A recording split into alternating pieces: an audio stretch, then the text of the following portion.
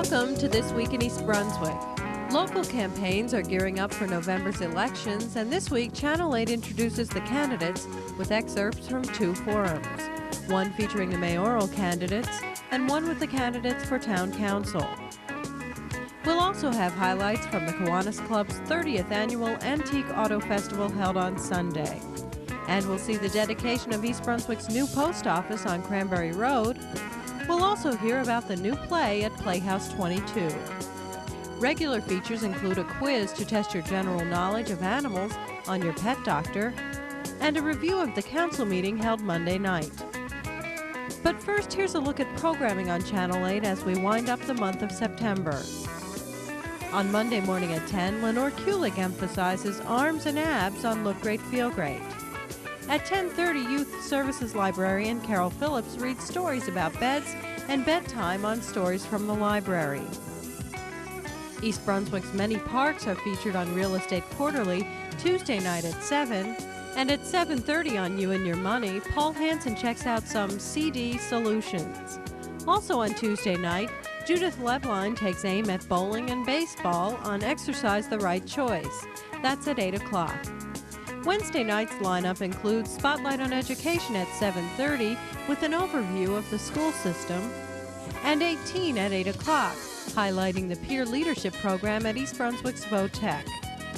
A new edition of This Week in East Brunswick returns at 7 o'clock and again at 8 o'clock on Thursday evening, and at 7:30, Steve Sackman explores pastoral care and support services provided by Robert Wood Johnson University Hospital. See the community bulletin board for repeats of the week's shows on Saturday, for high school sports updates, and for announcements of local events. On Tuesday evening, candidates for mayor and town council in East Brunswick tackle the issues on Channel 8's Live Candidates Forum. The following are excerpts featuring each candidate. Good evening. I'm Kitty Martin, and I'm running for mayor in order to return the government back to all the people. It is time for a change, and that change must take place in the election in November. We need someone in local office who wants to lead this community, not seek higher office. We need someone in town hall who wants to be more interested in the needs of each of you rather than in the welfare of their political people. We need someone in local office whose only concern is the well-being of each resident. East Brunswick needs a mayor who wants to serve, not be served. I come to you not as a pro in political nonsense, but as a woman who raised a family, lost a husband, but built a future in the community that I love. In my 17 years, I played leadership roles in planning, sports, recreation, and was elected to serve on the Board of Education for 9 years. We need leadership which reaches out to the community and says, how can we help you, not how can we help ourselves?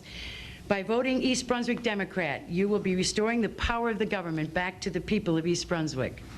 I'm tired of half-truths, gimmicks, and broken promises which make up the political landscape in this country. Frankly, we should all be tired of being left out in the cold when we're paying for the heat.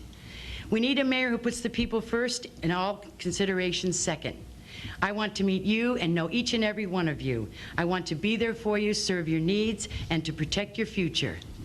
I want us to form a partnership for the future of East Brunswick. It is my hope that you will be with me on Election Day as I will be with you each and every day I am your mayor.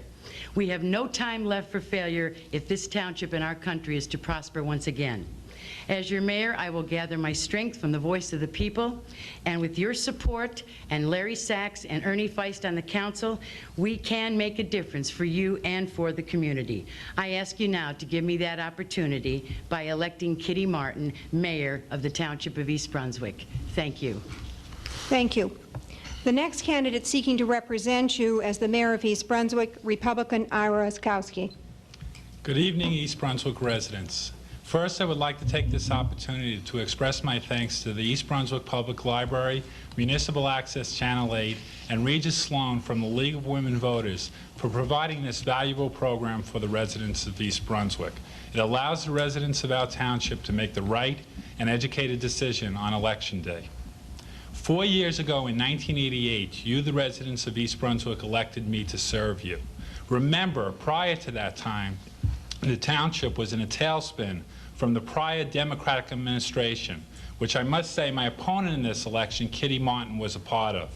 We then had an ever-increasing tax rate, uncontrolled development, a dilapidated roadway system and infrastructure, and a government that was closed and non-responsive to the residents. I ask that you support me with your vote, and I would work hard to make East Brunswick better. 4 years later, we have a stable tax rate, which has remained stable over my tenure. We have controlled development, thanks to the appointment of hardworking, highly qualified, and dedicated planning and zoning board members. You don't and won't see another Tower Center complex, a road to nowhere such as the new Riders Lane, which cost you, the residents, $6 million, and shopping centers in the middle of residential areas, as you saw just 4 years ago. We have now a 10-year plan for complete improvements to our infrastructure and a government that is open and accessible, with town meetings, open office hours, and an administration that has an open-door policy towards its residents. Please listen closely tonight, residents, because I'm confident that you will know who is qualified and who is not qualified to be elected mayor in this town. I'm very proud of my record over the last 4 years and hope that you are just as proud that East Brunswick is now on the right track. Thank you. Ladies and gentlemen, let me introduce myself. My name is Larry Sachs, and I am a council candidate under the Democratic ticket. I'd like to take a few moments to introduce myself and tell you a little bit about my background and my qualifications for this position. First, I've been a resident of East Brunswick for over 25 years, having moved here as a small child. I was a product of the fine East Brunswick school system, having attended elementary school, junior high school, and graduated from East Brunswick High School. I have a Bachelor's of Science degree in economics from the University of Delaware, and I have a law degree from the New England School of Law. I've been practicing law in East Brunswick for the past 10 years, in fact, my entire legal profession, and my office is located on Cranberry Road. I'm married. In fact, my wife is also a lifelong resident of East Brunswick, and I have 2 children, Rachel, aged 4.5, and my youngest, Andrea, aged 1. She'll be 1 in October. One of the reasons why my wife and myself decided to move to East Brunswick after we got married was because we had fond recollections of what it was like growing up in this town. We were proud of the school system that we both attended. We were proud of the fine recreational facilities, the proud library. And what's prompted me to run for town council now is I see what's happening to our town, and I see what's been happening to our town, particularly over the last 6 years under Republican rule and under the administration of Ira Oskowski. Ladies and gentlemen, for the last 6 years, the finances of this town have been fiscally mismanaged. There have been lies perpetrated. Development, even during a recessionary period, has continued unchecked, and there has been a lack of openness in government, which frankly is quite appalling. It is not any different than what's been happening in Washington under the last 12 years of Reagan and Bush. Ladies and gentlemen, by electing the ticket of Martin, Sachs, and Feist come November 3rd, we will seek to change those problems. I appreciate your support, and I look forward to addressing you during the balance of this debate. Thank you. Thank you. We will now hear the opening statement of candidate Ernest Feist. Mr. Feist. Thank you. Ladies and gentlemen, I moved to East Brunswick on a promise made by the East Brunswick Republicans that they would close the Edgeboro landfill and reduce traffic on Route 18. Little did I know that those were empty promises made by a political party that has a proven record of doing whatever it takes to get elected. For this reason, I have chosen to run for the East Brunswick Town Council. My background is diverse and rich with municipal government experience. I graduated from Ramapo College with a bachelor's degree in the biological sciences and from Stevens Institute of Technology with a bachelor's degree in electrical engineering. I've worked as a staff scientist for the Celanese Research Company, as a project specialist for the state of New Jersey, as a design engineer for car engineering, and I'm currently a project engineer for Cardell Incorporated. My experience in municipal government started in Perth Amboy, where I was elected to the Board of Education and served as chairman of the Zoning Board of Adjustment. After moving to East Brunswick, I was elected the president of Fox Meadow Condominium Association, a position I continue to hold today. I was also elected Democratic committee man in my district. Kitty Martin, Larry Sachs, and myself represent the new East Brunswick Democrats. We are the candidates of a reformed Democratic Party led by Dr. Michael Rushnack, our newly elected Democratic chairman. Our goal is to represent each and every one of you on a grassroots basis. No one is more important to the future of East Brunswick than you. With your help in November, we can put an end to the string of Republican broken promises. Promises like, read my lips, no new taxes, I will create 15 million new jobs, and we will close the Edgeboro dump. Friends, on November 3rd, let's teach the Republicans that you cannot get elected on empty promises. Thank you. Thank you. We will now hear from candidate Vincent LeBlanc. Good evening. My name is Vincent LeBlanc, and I'm running for Township Council. I'm looking forward to this evening's debate because I believe it will highlight the vast differences between the Republican and Democrat candidates. One area in which we differ is taxes. Over the past 4 years, the East Brunswick Republicans have provided a stable tax rate. They have a proven record of keeping down your taxes. As part of the team of Oskowski, LeBlanc, and Riccobono, I will work with the mayor and council to maintain the present level of services without raising taxes. The Democrats call themselves the New Democrats, but there really is nothing new about them. Kitty Martin was part of the Fox administration that brought us the Tower Center with all of its traffic, congestion, and broken promises. Ernie Feist is part of the county Democrat machine that runs Perth Amboy and Monroe. Their records offer no guarantee of stable taxes and less development, as the Republicans have done in East Brunswick. As the chairman of the planning board since January, I've ensured that developers pay their taxes, township taxes, before the board will consider an application. I've fought to balance and control growth for the benefit of the residents and not the developers. While we have approved the development of new businesses in East Brunswick, the residents of the township have benefited through road improvements, site improvements, and contributions to the township. As one who was born and raised in East Brunswick, I know of the needs of the residents of East Brunswick, and I will be sensitive to them. I know about the nightmare of Edgeboro and its problems. I know about the traffic on Route 18 and the congestion that's caused. I'm concerned about the impact of increased taxes on senior citizens. The decisions that I will make will impact almost my entire family as well as the residents of East Brunswick. I believe that the present Republican administration is best equipped to address all of those problems which we face. As part of the team of Oskowski, LeBlanc, and Riccobono, I hope to serve you and continue these programs which will benefit the lives of all residents. I ask for your vote on November 3rd. Thank you. Thank you. We will now hear from Anthony Riccobono. I'd like to thank the League of Women Voters, the library, and the media for allowing us the time to express our views and afford us the opportunity to discuss them before the public. Our platform is simple: continue the change, a change for the better. Since the Republicans became a majority on the council, our taxes have stabilized. Municipal taxes have remained at 71 cents for the past 4 years with the help of our mayor. Improvements are constant and reflect the views of the people. Because of our open-door policy, recycling has increased monthly. Traffic will improve on Route 18 with our new expanded Edgeboro jug handle and signalization computerization. Development has changed, not only because of the economy, but because of a concerted effort by our mayor and our council. I believe in common sense in government and have presented that in my work on the council. My ability to see a situation for what it is and define it has helped us all.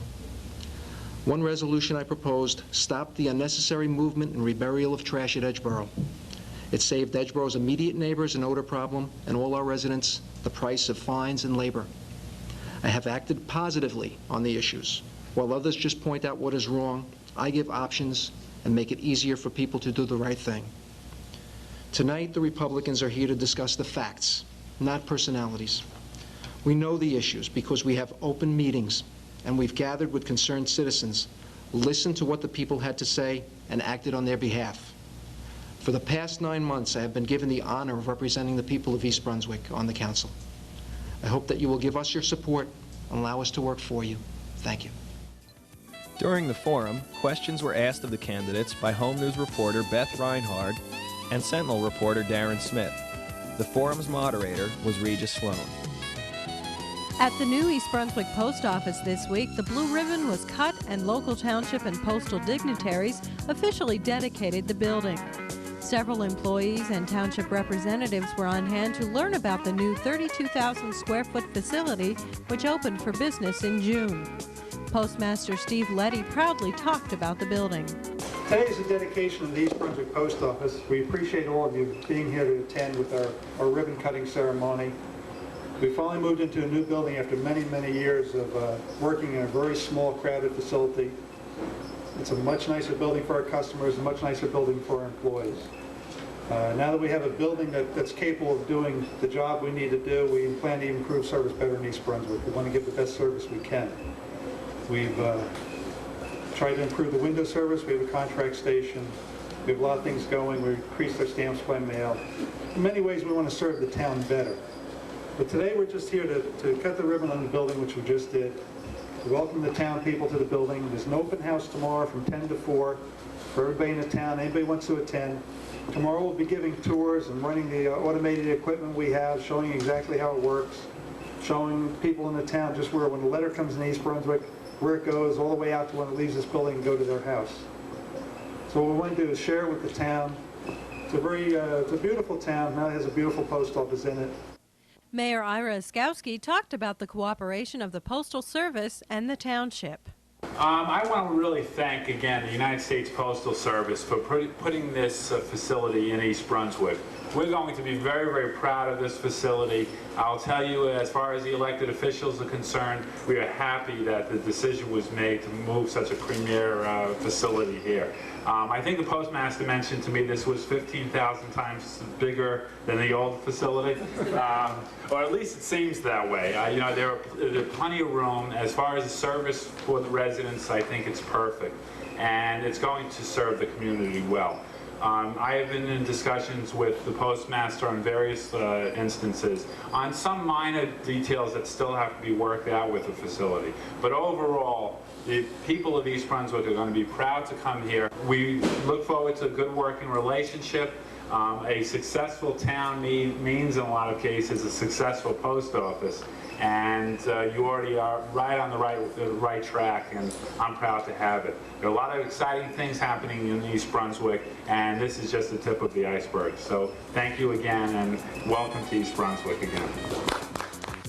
The service window in the new building is open Monday through Friday from 8:30 a.m. to 5 p.m. and Saturday 8:30 a.m. to 1 p.m. The post office also offers full window service at a contract satellite location at Uniglobe Travel on Route 18 in the Myers Shopping Center.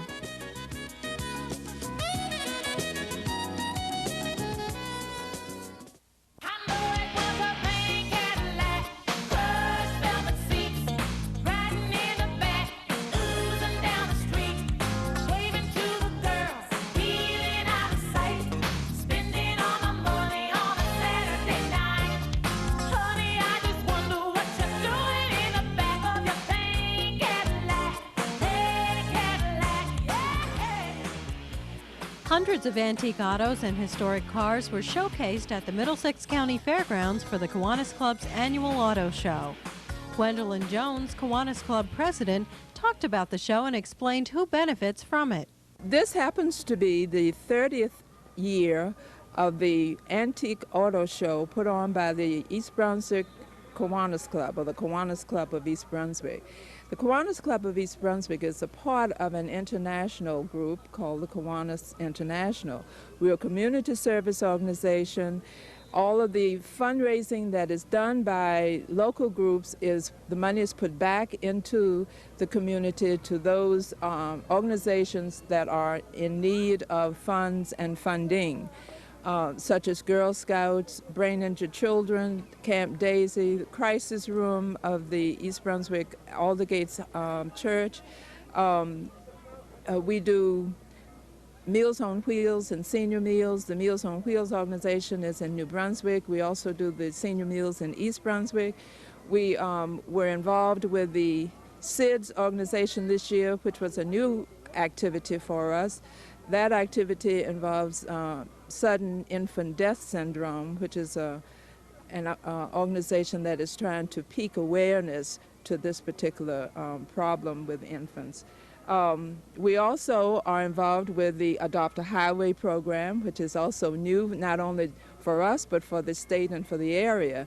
We had fun doing that. This year, for the first time, the district, or the Kiwanis Club of New Jersey, which is the statewide organization, has put forth a resolution to fund and to start up a pediatric trauma by way of the Robert Wood Johnson University Hospital. That is a big emphasis for us this year. The international group has as its major emphasis young children priority 1, which means that all those things that have to do with young children from birth to age 5 is a priority 1 for all of International Kiwanis, meaning us as well. And so as a means of that, what we've taken on as a statewide organization is the pediatric trauma. Gwendolyn Jones joined the Kiwanis Club in 1987 when it first opened its membership to include women. Because of her involvement over the years, she was the first woman to be elected as president of the club in East Brunswick. Hi, I'm Dolly Vasta with your Arts Update for this week, and I'm at Playhouse 22. I'm on stage with the director of the show that opens this week, which is Evita, and my pal here is Nick Polino. Nick has quite a reputation here. Yes, he has directed last year Broadway Bound, and then he did Chicago, and now Evita. Aren't you tired? I'm very tired. Yeah. I'm very tired, but I'm very happy. But you're very happy. Very happy. Okay, now, Evita is the story of Eva Perón and how she brought her husband to power, right? That's right, and a little bit for herself, too, on the side. Yes, right, yes, yes. A little ambition there. Right, this is the Andrew Lloyd Webber musical that won Patti LuPone her Tony Award, and it was also the best musical of, 80, I think, 1980. Amazing show, an amazing opera. How many people are in it? Thousands. At least it seems to you. It seems thousands to be thousands, when you're out there trying to get them We're to talking move. about 30 local residents as well as people from Flemington, Maplewood, and all over New Jersey. It's a very large cast, very young and very enthusiastic cast. Very talented? Extremely talented. Yeah, we have vocalists and dancers from everywhere, and they're amazing. Every one of them, without exception. Okay, so the show opens this Friday night. That's October 25th. That's right. And it runs through, this September 25th. September 25th to October 18th. Wash my mouth out with soap. Yes, till October 18th. That's right, and runs Friday, Saturday nights, and Sunday matinees. That's right. Yeah. Let's see, what else can you tell us about the show? Well, probably most people would remember the song, Don't Cry For Me, Argentina, which was a pop hit when it first came out. And our cast is headed by a lovely lady who delivers Eva Perón brilliantly. Her name is Sandra Turner, and her nemesis in the production, Che, is played by Richard Safko. Sandra's from Flemington and Richard's from Maplewood. Boy, that's a big distance. Yeah, they're coming from, I told you, all different corners of New Jersey. Yeah. I think it's fascinating that the Playhouse is getting so many new young people from all over Jersey. That is nice, isn't it? Yeah, we fresh faces. Some are, most of the cast, they're brand new to me. A lot of them are brand new to the theater. It's been a party because we're all meeting each other and learning about each other, and we're having a ball. We're having a really good time. You wouldn't know we were staging a 2.5-hour funeral. Well, this is the 31st anniversary year, really, of the Playhouse, too. Right. Of the Players. Right. This is a nice way to start off the season. It certainly is. Yeah. All right, well, I'll let you go back to doing all the things you have to do. Yeah. And as they say, break a leg with the show Friday. Thanks. And to all of you out there, don't forget, call Playhouse 22. It's 254-3939. And reserve those tickets for Evita. You won't be sorry. Take care. At Monday night's Township Council agenda meeting, all resolutions under action items were set to be included on the agenda of next week's Town Council action meeting. These items included a resolution awarding a contract to Whistle Stop Landscapers for the landscaping of Great Oak Park between Riders and Ruse Lane.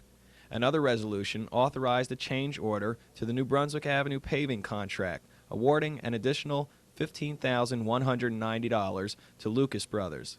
The next Township Council meeting will be held on Wednesday, September 30th at 8 o'clock in the Municipal Building.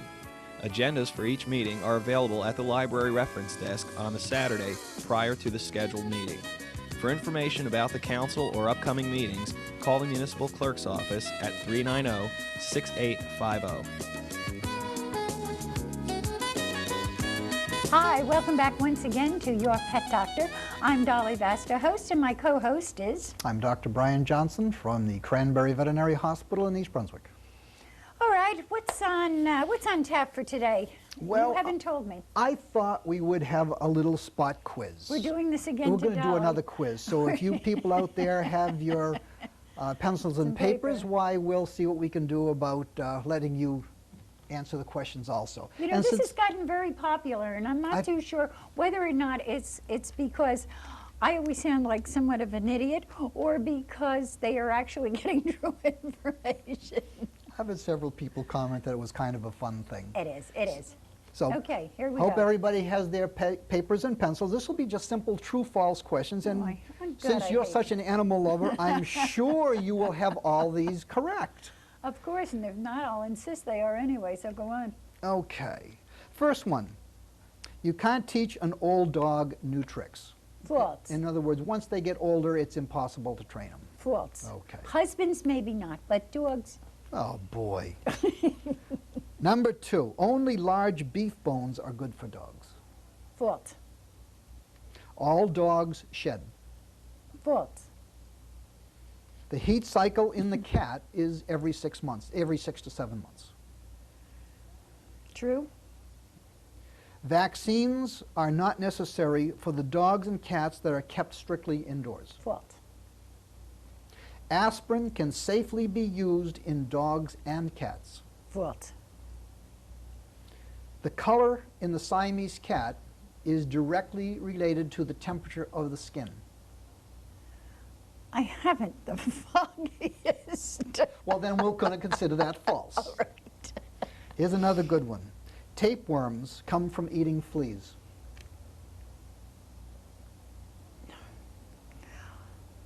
No, you're not allowed to think. You're supposed to know these things. Yes. Oh, false. Okay. With a little true in You it. got a little bit under 50% on this one. This is the worst one you've done so far. Okay, let's take these one at a time. Yeah. You can't teach an old dog new tricks. Well, this, of course, is false. You can teach any dog to train to do different tricks or obedience training at any time in his life. So that's I got false. that right. That one you got right. Very good. Only large beef bones are good for dogs. You said false. That's correct. It's false. There is no good bone for a dog. I've got 2 in the hospital right now that are there because they ate large beef bones. They splintered, they damaged the intestines. All dogs shed. That's false. The poodle does not shed. Those 3 you got right. And it was right off the bat, too. And it's all downhill from there. The heat cycle in the cat. It's the story of my life. The heat cycle in the cat, they go into heat every 6 months. They go into heat every 21 days, every 3 weeks, for 6 months, and for the other 6 months, they do nothing. Well, So the heat cycle is every 21 days. I'm forgiven. I don't have a cat. Okay. Vaccines are not necessary for the indoor dog and cat. This is completely false. The inside dog or cat is just as susceptible to the disease which blows in the air, so they absolutely require it. And I got that one right because I said false. Right. You were lucky. Aspirin can safely be used in dogs and cats. That's true. The only difference is the timing. If you were to need aspirin, after this show you probably will, you need them every 4 hours. In a dog, you give them... more of a tranquilizer. Dogs get them every 8 hours. Cats get them every 52 hours. The half-life is 52 hours, so you can only give one every 4 days. The color in the Siamese cat, yes, the temperature, as the ears get cold, they develop pigment and all the parts. So that part is true. And the dog, the only source of getting tapeworms in dogs and cats is by eating the flea which has ingested the tapeworm egg. So this is true. That's the only source. That's another good reason to control fleas, and we're going to have to talk about that in the next few months. Okay. Well, I hope all of you out there got your answers correct, and we'll see you all next week.